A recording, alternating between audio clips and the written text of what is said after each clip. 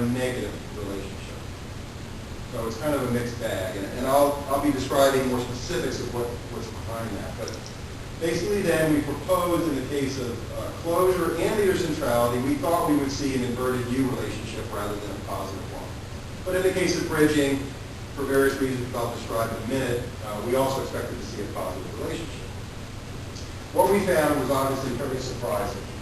The results for these 143 projects in the case of closure, we found completely negative relationship. So, in a sense, we did anticipate some negative relationship in the upper levels of closure. We just didn't expect to see it even in the lower levels of closure. So basically, it says that closure is a bad thing. It's not a normative structure for open source communities. And that's surprising compared to what we thought we'd see, and it's very surprising when you compare it to teams where the most effective teams have the highest closure, whereas the most effective open source communities have the lowest. Now, in terms of bridging, what we found is basically no relationship. As I get into it, there's a couple of significant results, but overall, as I'll argue, we really think that bridging is not an important factor in the success of open source. We thought it would be, and it's certainly been shown to be important in teams. We need to describe why that is. Then finally, in terms of leader centrality, the results were really inconclusive.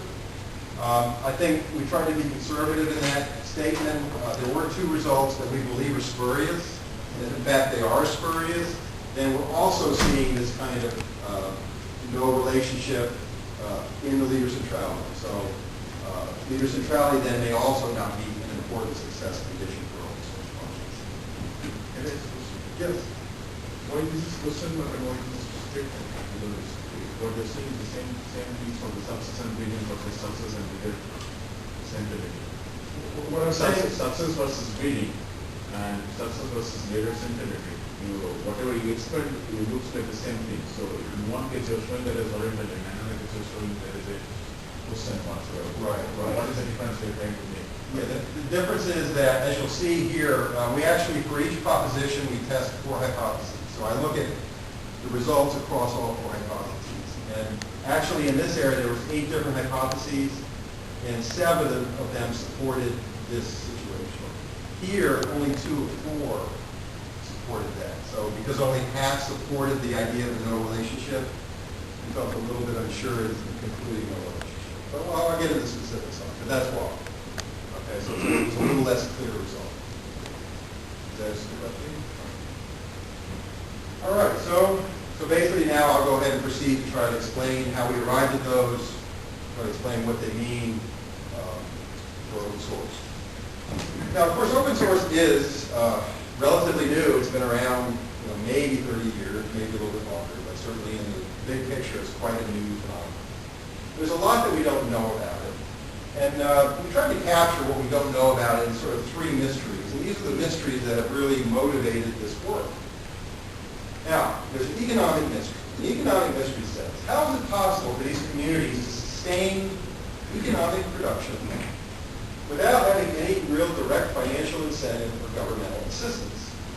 Well, it turns out that the majority of open source contributors are individuals who volunteer their time and effort for various kinds of reasons. There's been a lot of studies about that that say they do it because they need software, they want to develop skills, develop reputation, whatever, but it's not about being directly compensated.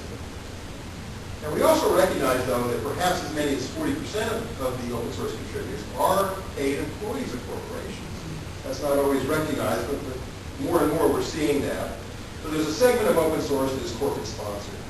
Now, in those cases, there may and probably are different motivations for the employees, but if you step back and look at it from the perspective of the company is still making a voluntary choice to apply their employees to this work without direct profit incentive.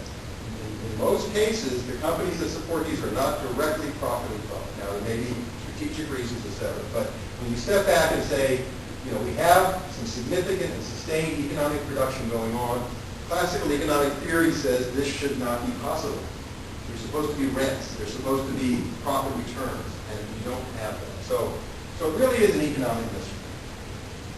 The operational mystery says, how can these communities develop this useful and sometimes quite sophisticated software in an environment that it's self-organized, it seems like chaos. Basically, open source